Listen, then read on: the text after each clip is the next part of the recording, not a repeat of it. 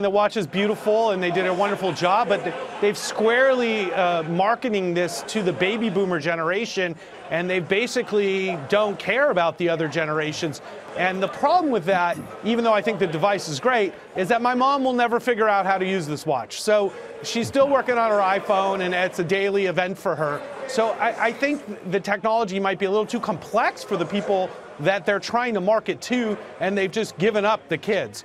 On the phone front, I think the phone is nice evolution again. They figured out how to make an $1,100 phone now, so they're relying on higher ASPs to drive growth.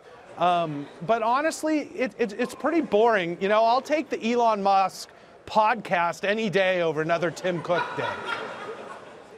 Ed, I'm curious to get your take. I thought you were the bearish one in this conversation, even though Ross is a shareholder. He didn't sound too enthusiastic. Your take on the watch, do I have to take the bull case specifically now? The pricing. Yeah, you might have to take the bull case here. We need a debate. No, I agree with him. I've agreed with that philosophy for some time. Apple's done a phenomenal job. We won't relive history here on how they completely changed the handset business. And they're definitely squeezing an immense amount of value at the high end.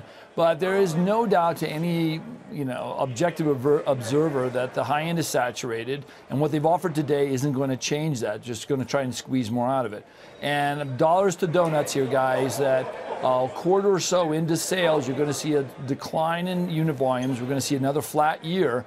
And Tim Cook has got to figure out if he wants to move into the mid-tier segment to expand unit volumes, or if he's just going to stay up here and squeeze what he can out of it for as long as it lasts. But I saw nothing today that either wasn't already predicted. We heard about most of this stuff in February, or anything special that's really going to drive unit volume sales. Ross, we've seen some people move towards the monthly payment option. Is that an important factor for Apple to try and move people away from the sort of lumpy, once-a-year big purchases, particularly tied to the product launch? And do you think it's something that could change the way people think about how to value the company? Yeah, I think the monthly payment thing is nice, but the kids aren't fooled. They know it's $50 a month instead of $35. So they're very, millennials are very price conscious. They count every penny. So, I think that by offering the lower end phone that looks like the higher end phone, I think that's a smart move for Apple. But their future is definitely not iPhone growth. Their future is services and other products like the watch, and that's why they started with the watch. But I still think that Apple needs to add another hardware category and another software category, and I think hardware is obviously the car. That's the next big thing, the EV autonomous car, like what Google's into and Tesla. And then on the software side, we think it's a streaming service like Netflix or Hulu, and they've just completely left the future behind, and they're just maximizing the current. So it's great as a shareholder for now, but what I'm worried about is where's Apple going to be in 5 or 10 years? Certainly the products aren't going away, but where's the growth going to come from? Well, Ed, it might come from higher prices, which Apple has proven that, your whole argument was based around lack of volume growth. Apple has answered that with rising revenues and a rising stock price in the form of higher average selling prices. And in fact, in this event, they put a $1,099 price tag on the XS. They held the line at $999 on the original X, and they raised the price of the watch by $100. Yeah. Why don't you believe that can be a big driver? I'm sure there's a segment of their fan base that would pay $2,000 for a phone, but do you really want to put all that R&D and design into selling whatever it is, 30 million phones? It's the standard curve, right? You're trying to capture as much value from the high end as you possibly can. You push prices up, but your point is well taken. Their services business is dependent on people holding iPhones. And if they go into a 5% unit decline every year, how many years before they've cut their subscriber base in half, right?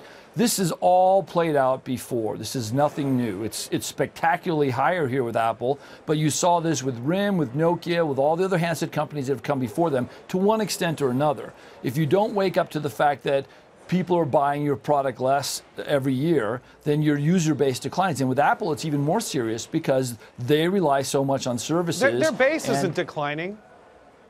Their base is growing. Their base is growing of users, but the fundamental problem is that almost all the vast majority of the revenue and certainly of the profits comes through iPhone.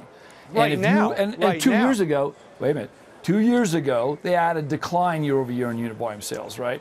And so the problem you're facing in the bigger picture, look at T-Mobile, look at the service providers, right? T-Mobile is taking subscribers away from the other two big carriers by offering a much less expensive 4G service, and they'll do a 5G. So how you appeal to subscribers with a lower cost plan at the same time Apple's doing a $1,100 phone? The two aren't lining up. So sooner or later, you're going to see they're plateaued here, they're going to decline if they don't change. Well, I disagree. We'll I think we've got to leave it there. Huge regions We that still finally want got the a debate. iPhone. We did. We got the debate by the end. There we go. But we've run out of time, guys. Thank you.